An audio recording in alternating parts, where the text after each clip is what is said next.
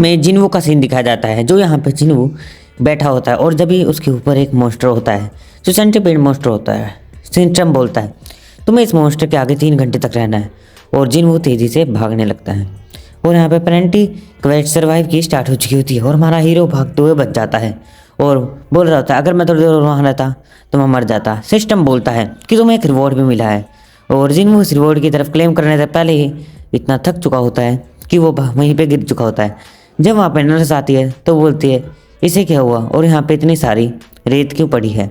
और यहाँ पे हमारा हीरो नीचे गिरा होता है और जिन्वो बहुत ज़्यादा थक चुका होता है। उसके बाद हमें कुछ दिन आगे का सीन दिखाया जाता है जहाँ पे एक लड़की बोल रही होती है कि तुम्हें उस पता है जो उस वार्ड में शिफ्ट हुआ था वो बंदा वो जिन्वो है जो एक हंटर है और एक हंटर एक आम इंसान से बहुत जल्दी हील होता है।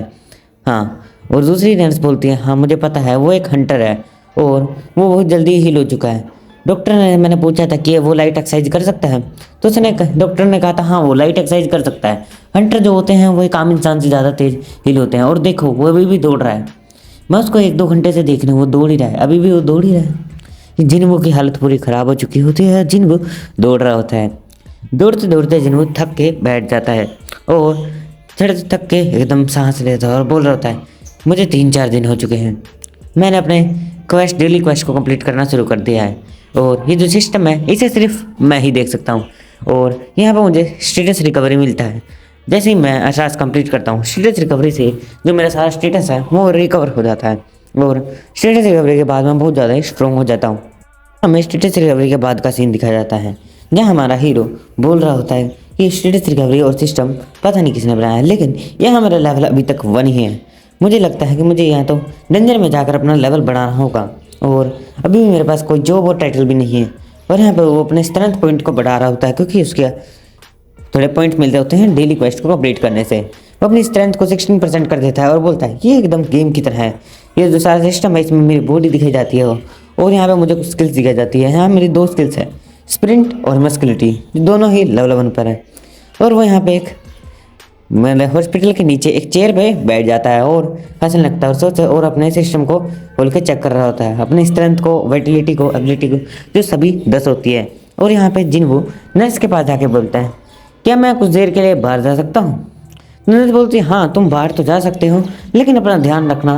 और यहाँ पे हमारा हीरो बोलते हैं हाँ ठीक है मैं अपना ध्यान रखूँगा। और यहाँ पे हमारा हीरो एक हापजुंग स्टेशन नाम के स्टेशन पे आ जाता है और यहाँ पे 3rd फ्लोर पे होता है, मतलब यहाँ पे 1 प्लेटफॉर्म होता है, 2nd 3rd प्लेटफॉर्म में आया होता है और एक चाबी की तरफ देख रहा होता है।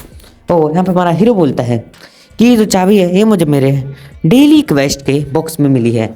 कई बार जब मैं टास्क कंप्लीट करता हूँ तो मुझे कई घटिया आइटम जैसे पेन हो गया ऐसी चीज़ें भी मिलती है, लेकिन कई बार अगर मैं टास्क कंप्लीट करता हूँ तो मुझे एक डंजन की की भी मिल सकती है। और ये जो डंजन की की है ये सिर्फ हापजुंग स्टेशन के 3rd प्लेटफॉर्म पर ही यूज करी जा सकती है, इसलिए मैं इधर आया हूँ। और आपको तो पता ही है मेरी रनिंग स्पीड कितनी अच्छी है, इसलिए अगर वहाँ पे कुछ भी गड़बड़ होती है तो मैं भाग के वापस आ जाऊँगा।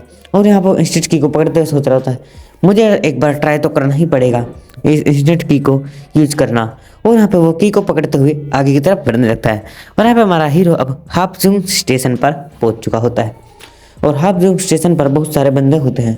हमारा हीरो सोच रहा होता है अगर यहाँ एक डंजन ओपन हुई तो क्या वो डंजन हमेशा ही मतलब ऐसी ही रहेगी।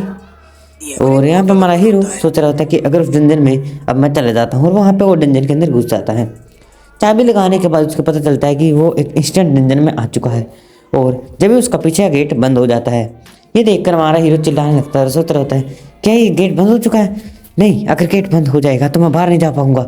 जब भी साइड में से एक लड़की निकल जाती है ये देखकर हमारा हीरो बोलता है लगता है मैं दूसरे डायमेंशन पे आ चुका हूँ, क्योंकि ऐसा हो ही नहीं सकता कि मैं किसी और इस डायमेंशन में हूँ, क्योंकि वो लड़की तो आराम से बाहर निकल गई है लेकिन अब मैं भाग नहीं सकता अगर मैं भागना चाहूँ फिर भी। और यहाँ पे हमारा हीरो अपना सिर पकड़ देता है और उसको बोलता है अगर मैं ऐसे यहाँ से भाग जाऊँगा तो भी कोई फ़र्क नहीं पड़ेगा। और यहाँ पे सिस्टम एक अलर्ट भेजता है और बोलता है अगर प्लेयर तुम्हें यहाँ से बाहर निकलना है तो तुम्हें इस डंजन के बॉस को मारना होगा और अगर तुम रिटर्न क्रिस्टल का भी यूज कर सकते हो यहाँ से भागने के लिए। हमारा हीरो बोलता है रिटर्न क्रिस्टल, मेरे पास तो ऐसी कोई भी चीज़ नहीं है और ना ही मुझे रिटर्न क्रिस्टल का यूज करना आता है। यहाँ हमारा हीरो जितनी देर से आगे आगे बढ़ता जा रहा होता है उतना ही अंधेरा बढ़ता जा रहा होता है और हमारे हीरो पीछे की तरफ देखता है तो उसे बहुत ज़्यादा अंधेरा दिखता है और हमारा हीरो सोच रहा होता है कि अब मैं वहाँ कैसे जाऊँ, लेकिन अब उसको इस जंजन के बॉस को मारना ही होगा। इसलिए वह यह सोचकर अंदर के अंदर बढ़ने लगता है। हापजुंग स्टेशन एकदम एक गोल्ड लेवल स्टेशन बन चुका था, जो एक अलग सी ही जगह है। और यहाँ पे हमारा हीरो देखते बोल रहा होता है, एक स्टेट डंजन जो ऐसी दिखती है, मैं कभी भी ई रैंक के डंजन में बिना पार्टी के नहीं गया हूँ।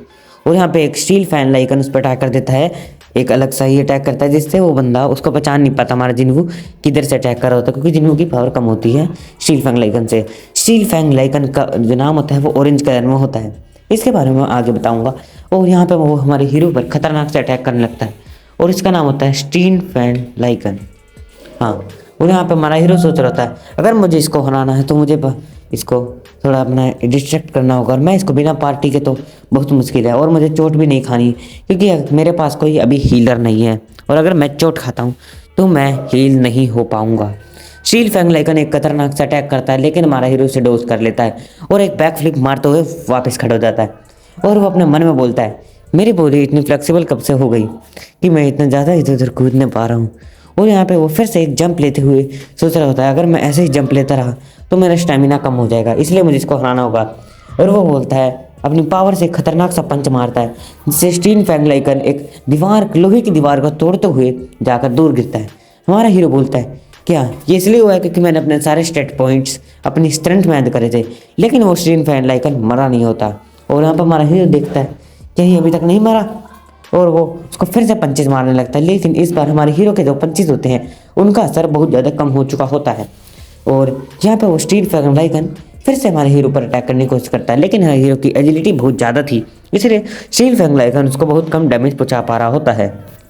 अब हमारा हीरो तेज़ी से बोलते हुए बोलता है, मैं ऐसे मर नहीं सकता, लेकिन उसी टाइम एक खतरनाक सा स्क्रैच उसके कंधे पे लग जाता है और फिर स्टील फैंग लाइकन एक और बार अटैक करता है, लेकिन हमारा हीरो उसको डॉज करता है और वो सोच रहा होता है, बोलता है कि मैं इसको कैसे हरा सकता हूँ और मुझे अपनी इन्वेंट्री देखनी चाहिए। और उसको याद आता है कि जो उसकी इन्वेंट्री थी उसके अंदर एक स्वॉर्ड पड़ी हुई है, और वो स्वॉर्ड को याद करते हुए खींचता और बोलता है, ये तो मिस्टर किम की स्वॉर्ड है। Bye bye guys. Bitchin' on my facts. Back it up, back it up. 2, 2, 3 gon' make a nigga back it up.